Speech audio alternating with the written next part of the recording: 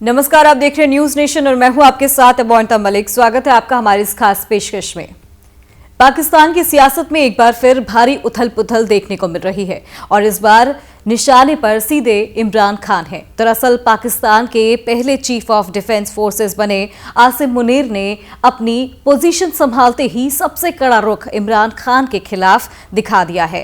Reports साफ कह रही है कि मुनीर अब इमरान का राजनीतिक भविष्य पूरी तरह से खत्म करने के मूड में दिख रहे हैं और इसमें उन्हें प्रधानमंत्री शहबाज शरीफ का खुला सहयोग भी मिल रहा है। मतलब ये है कि सेना और सरकार एक बार फिर एक ही लाइन पर खड़ी दिख रही है। सूत्रों का दावा है कि इमरान के खिलाफ देशद्रोह का मुकदमा चलाने की तैयारी है और साथ ही पीटीआई पर भी बैन लगाने की चर्चा तेज हो रखी है।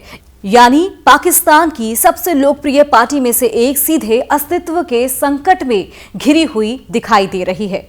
सरकार का आरोप है कि इमरान ने प्रधानमंत्री रहते हुए कई राष्ट्रीय सीमाएं पार की हैं और उन पर यह भी आरोप है कि उन्होंने देश की राष्ट्रीय सुरक्षा से समझौता किया है, विदेश नीति को नुकसान पहुंचाया है और देश के भीतर अनिश्चितता और टकराव का माहौल खड़ा किया है। सबसे गंभीर आरोप यह लगाया जा रहा है कि प्रधानमंत्री रहते हुए इमरान को परमाणु नीति समेत कई बेहद गोपनीय दस्तावेजों तक सीधी पहुंच थी और अब सरकार को डर है कि इमरान का वही टकराव वाला रवैया उन जानकारियों को देश के खिलाफ इस्तेमाल होने का खतरा खड़ा कर सकता है। ये मुद्दा ही देशद्रोह के संभावित केस को सबसे संवेदनशील बनाता है और सिर्फ इतना ही नहीं बल्कि इमरान खान की सुरक्षा नीतियों पर भी सेना सवाल उठा रही है और पाकिस्तान में आतंकी घटनाओं में हाल के सालों में भारी उछाल आया है और सैन्य अधिकारियों का दावा है कि इसकी नींव इमरान सरकार के समय ही पड़ी है।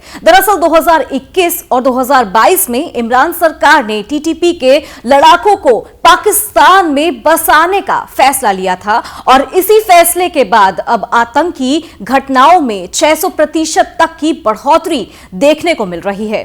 सेना इस पूरे कदम को देश की सुरक्षा के साथ सबसे बड़ा खिलवाड़ मान रही है और यह मुद्दा भी इमरान के खिलाफ केस का सबसे बड़ा हिस्सा बन सकता है। इमरान पर विदेश नीति को नुकसान पहुंचाने का आरोप भी जोड़ा जा रहा है। इमरान खान पर क्या क्या आरोप?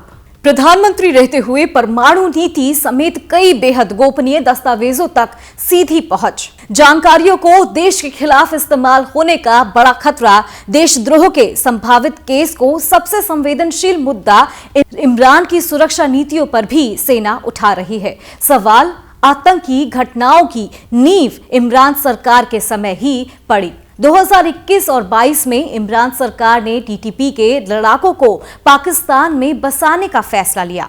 इसके बाद आतंकी घटनाओं में 600% तक बढ़ोतरी, देश की सुरक्षा के साथ सबसे बड़ा खिलवाड़, विदेश नीति को नुकसान पहुंचाने का भी आरोप इमरान खान पर है। चीन, सऊदी अरब और अमेरिका जैसे अहम साझेदार देशों के साथ रिश्ते बिगड़ने का ठीकरा भी इमरान के सर ही फोड़ा जा रहा है। कहा जा रहा है कि उनके बयानों और फैसलों पर पाकिस्तान को कूटनीतिक के मोर्चे पर कमजोर कर दिया है और इन सभी आरोपों को जोड़कर देखें तो तस्वीर साफ दिखती है कि आसिम मुनीर इमरान को राजनीति से बाहर निकालने का एक व्यापक फ्रेमवर्क तैयार कर रहे हैं और अगर ये प्रक्रिया आगे बढ़ती है तो पाकिस्तान की सियासत एक लंबे अस्थिर दौर में प्रवेश कर सकती है, क्योंकि इमरान सिर्फ एक नेता नहीं बल्कि पाकिस्तान की सबसे बड़ी जन भावनात्मक ताकत ही नहीं बल्कि उनके खिलाफ हर कदम का सीधा असर सड़कों पर, राजनीति में और देश की स्थिरता पर पड़ सकता है। लेकिन सेना और सरकार का संकेत साफ है, वो इमरान को किसी भी कीमत पर मुख्य धारा की सियासत में वापस आते नहीं देखना चाहते हैं। अगले कुछ हफ्ते पाकिस्तान के भविष्य की दिशा तय करेंगे और यह भी कि इमरान खान एक बार फिर वापसी करेंगे या फिर उनका राजनीतिक अध्याय यही हमेशा के लिए बंद हो जाएगा। फिलहाल के लिए इस खबर में इतना ही। देश और दुनिया की तमाम खबरों के लिए आप देखते रहे न्यूज नेशन और मुझे दीजिए इजाजत। नमस्कार। आपके मोबाइल पर तुरंत आएगी ब्रेकिंग न्यूज, स्क्रीन पर सबसे पहले दिखेगी बड़ी खबर, देश दुनिया की हर खबर एक जगह। अब आपके मोबाइल पर तुरंत फटाफट तुरंत इंस्टॉल कीजिए न्यूज नेशन ऐप और रखिए खुद को अपडेट।